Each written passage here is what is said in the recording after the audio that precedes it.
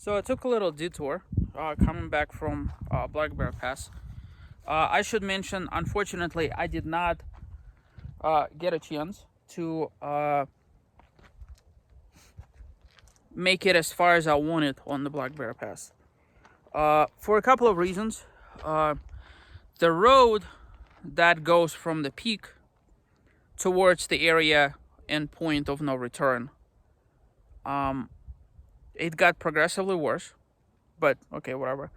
But the shelf road after that goes all the way to the point of no return, is basically this straight shot. And if anybody is coming your way, which on a day like today there's a whole bunch of people coming your way, you just wouldn't be able to do the typical shimmy, trying to like squeeze past each other, because you could barely fit mosquitoes.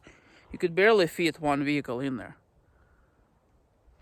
To the tune of hawks flying all around me.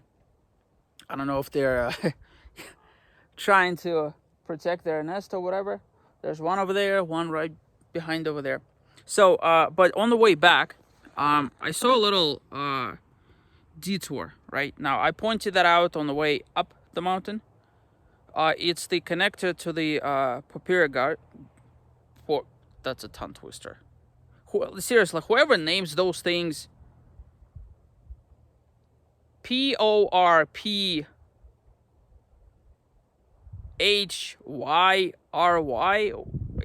something like that.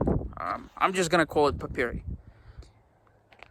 So that road is absolutely whimsical. It is so totally worth just doing a little detour for. You could actually take it and then descend down that Porphyry all the way down. And I've talked about it a few days ago, how beautiful it is from this point, all the way to the highway. From this point going up, not so much. Or you could do what I'm doing, which is do like a little U-turn and actually head back to Black Bear and descend past the Black Bear. On a day like today, which is Sunday, 4th of July, as you might expect, there's tons of vehicles, just tons of vehicles. Unfortunately, that poses a couple of things for consideration. The first one is that there's a whole bunch of people that are flocking to the area that have a off-road, I'm not gonna say capable, I'm just gonna say off-road-y, with like a Y at the end of it. And since they're in the area, they want to go ahead and try certain trails, right? And so you have a whole bunch of people with too much cash on their hands and not enough skill, right?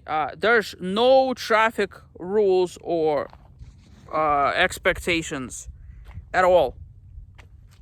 They have no idea who has the right of way, who doesn't have the right of way. It's like a free-for-all, seriously. My advice to anybody is just don't come to places like this on holidays. Because, yeah. Nevertheless, making a little quick stop over here. I'm gonna head down that Porphyry connection all over again.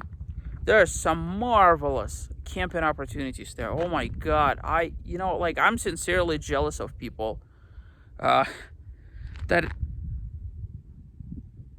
But then again, I should mention, I'm not much of a tent camper, okay? And considering that there's basically no internet out here, I can't even, find myself in a place like this with like a truck topper camper or something like that, right? It's pointless.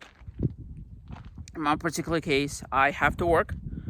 I need access to the internet, and it is what it is.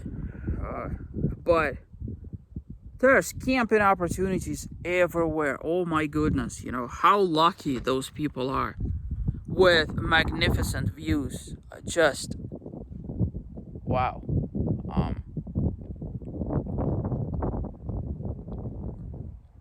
I don't know, maybe if my vehicular situation changes, and maybe if I'm in process of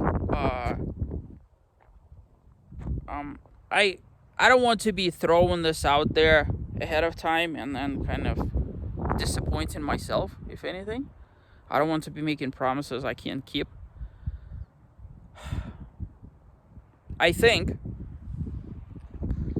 what's going to happen in the future is Toyota Tacoma is going to go, just like I planned, and then there's going to be a Jeep in its place. What kind of Jeep? I'm still on extreme fence about it. Every fiber of my being tells me that I really want the Jeep Gladiator, because I'm so used to having a pickup truck, and Gladiator is sort of kind of like a pickup truck, right? And you could still tow it behind RV, yada yada yada. But the Jeep, they call them JTs. Okay, so a Jeep truck. There you go. The thing about it is that it is just a little bit shorter than my Tacoma, right? So while it's a perfect overland vehicle, when it comes to off-roading, it has departure angles, same thing as I have with my Tacoma. It has approach angles, same thing with so JL, which is the typical Jeep, would be far more appealing. And then there's the issue of two-door versus four-door. If you buy a two-door, which would be like just the perfect thing, if you ever need to have more space, well, you're SOL.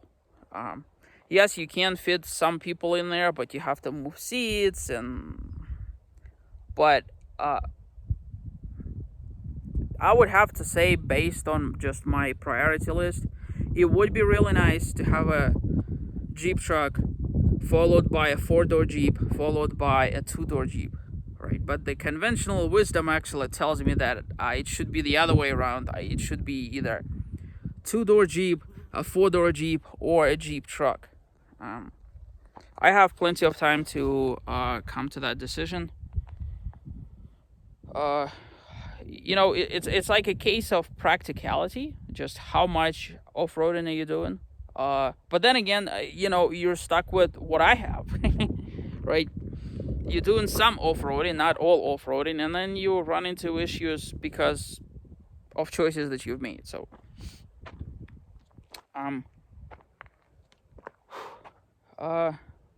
it's about 12 o'clock by now. I think the right thing for me to do would be to head back to my base camp and address my camera situation. Basically, all of my cameras are now dead. My replacement 360-degree cameras are going to have to get me by. I have my camcorder, which I still haven't whipped out. I plan to film quite a bit with it over the next couple of few weeks. But basically all of my GoPros are dead. All of my original 360 cameras are dead. Ironically, today was the last day that I needed to hold on, and my GoPro is going to get me by to the highway, so that's good. But it's also having severe issues. I'm actually kind of surprised. I'm actually very surprised, because I've been using GoPros for years and years and years. I mean, oh my goodness, it took me forever to upgrade from GoPro Hero 4.